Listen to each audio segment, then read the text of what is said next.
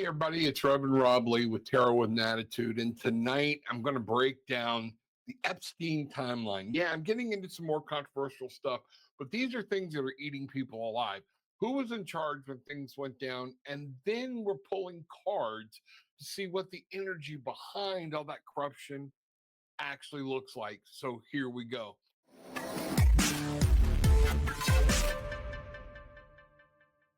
Here's a 6 card spread I used to get some guidance about this whole Epstein saga.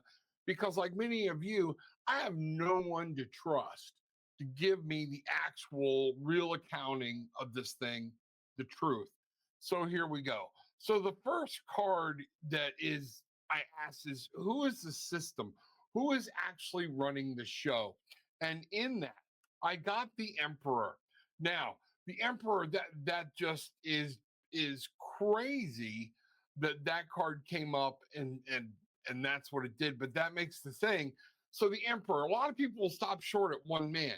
You know, the Emperor, not very surprising. The government was involved in the Epstein story. I believe this my heart.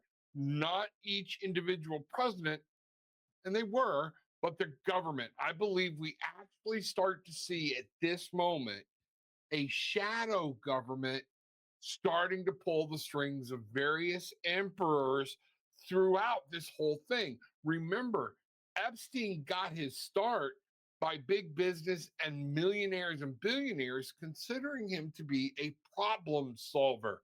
Wonder where that would fit. When you look at the history of the Epstein rise and fall, it crossed party lines, showing both sides were involved. So let me give you a quick rundown on that because this is where this card really comes into play. 90s to 2001, we have the Clinton administration, and this is what I might call the rise to power. He is on his way up. People are putting him in places, things like this, and we don't have those names, okay? This is the rise to power. He's coming into the administration. He's starting to be a known function. Now then, 2001 to 2009, we have the Bush administration. And I call this the getting careless and being found out stage. We're going to get more into that later.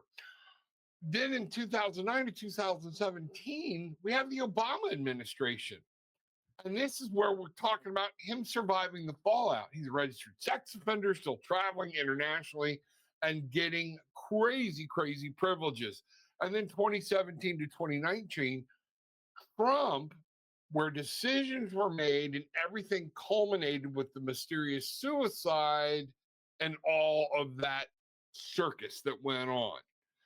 So this is the basis. I'm telling you, I'm starting to see a shadow government, not one man, but something else is pulling the strings. Now, we have the second card, which is the shadow card. And in this, one of the cards that leads my shadow government theory, the Six of Swords, under the Bush administration, Palm Beach County tried to expose Epstein and the whole ugly story. However, the Six of Swords comes along and doesn't act to stop, but starts shifting the focus and managing the situation and moving pieces around. Feds suddenly enter the picture, and the investigation shifted jurisdictions. This is telling me the shadow government wanted to keep this where they could manage it. Okay. Epstein got the sweetheart deal, and the intention, his whole attention got shifted to other things, and the whole big problem literally got moved out of the county hands into federal hands, and relocation energy is here big time. This whole problem got shifted and it was used by the government. So I asked the next card, who were the gatekeepers or the people in control at this point in Epstein's career? And I got the Seven of Cups. Now, this is a little bit nuts. It's not clear. We have illusions, confusion, options, smoke screens. So the Obama administration appears to have helped him with trying to keep up the smoke screens and ambiguity to the public. No one's taking responsibility, too many illusions and too many versions of the truth. That's what's going on, and that's what's happening there. Now I come to card 4 and ask what happened and got the Two of Wands. This is talking about decision points and planning, and actually looks like the fork in the road where too many people knew what was happening and someone had to make a decision, and this fell under the Trump administration. Now, planning is taking place. That's what the Two of Wands is about. Okay.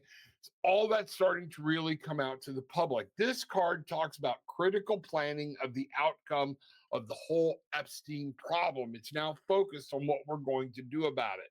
And he is suddenly rearrested.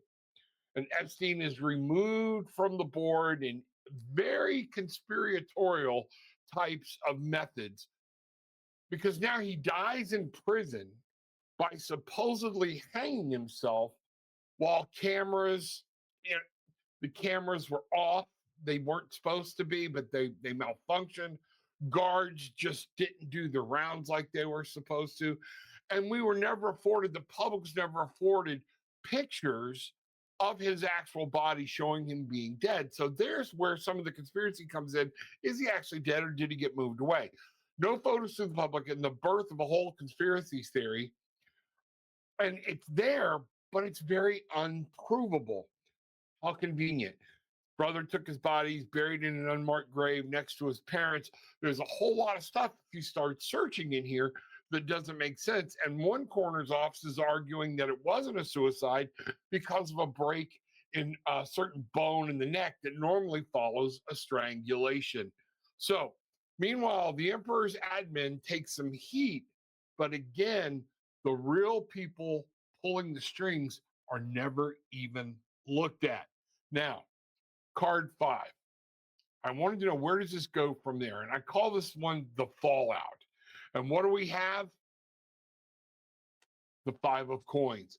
This takes us, and this talks about certain people's fallout from their whole fall from grace. Let's put it that way. The finger pointing, more worry about who is involved, and very little concern about the victims of this whole thing. This is where we started, and we actually started to see our trust in our system is being destroyed. No matter who was president, the system has been bruised. It doesn't matter. Now, then card 6 is the lesson. I asked what was the lesson, and then I got the chariot. Okay. Remember, the chariot here talks about not getting distracted. All right. And staying focused on achieving the real answer, reaching our goal, the truth. It would appear that everyone is more worried about the client list that we are being told actually doesn't exist rather than how did this whole thing cross through both parties with apparent assistance from both and who orchestrated this whole thing. So, what does all this tell us? The Epstein saga wasn't just some isolated scandal with one bad man doing horrific things. It was a pressure test of our entire power structure. And the tarot is basically screaming that the rot didn't come from one administration, one political party, or one moment in time. It was a chain of decisions, distractions, protection, and flat out manipulation that stretched across decades. The Emperor shows us the power. The Six of Swords shows us the cleanup or the attempted cleanup. The Seven of Swords shows us the smoke screen that's going on. Too many things, too many choices. Watch the right hand while the left hand's doing this. The Two of Wands shows us the moment of choice when a decision had to be made. The Five of Coins shows us the collapse of trust we have in our system, in the news, in everything. And this is why we're in so much problems with everybody arguing and why all this anger is becoming so prevalent. The Chariot, finally, is our reminder that truth doesn't stop just because people in power want it to. Momentum is building. And whether the system likes it or not, the wheels are moving. So don't get lost staring at client lists we may never see. Don't get hypnotized by all the smoke screens. Stay focused on the bigger question. How did this man operate across 4 administrations, 2 political parties, and multiple agencies without anyone pulling the plug? Think about this for a minute. I'm telling you, this is where my gut about the shadow government, something's going on that's bigger, and we're all too busy fighting about a bunch of other little things. We're not asking the right question as a whole, as a community, as a tribe. That's something it's really been eating on me, is that we're all fighting about various little things while things are happening within our government that we don't even know that's happening. Keep that in mind. I'm Reverend Rob Lee. This is Tarot with an Attitude. Remember, if the system won't give you straight answers, sometimes we can look and then we have to start asking questions. I ask the cards, I ask spirit. You got something out of this? Hit the like button. Drop me a comment and tell me which rabbit hole you want me to dive into next. As always, Tarot with an Attitude. Hit the like, subscribe, and share.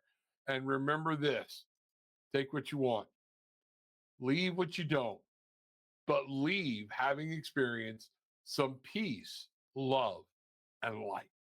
Banger on.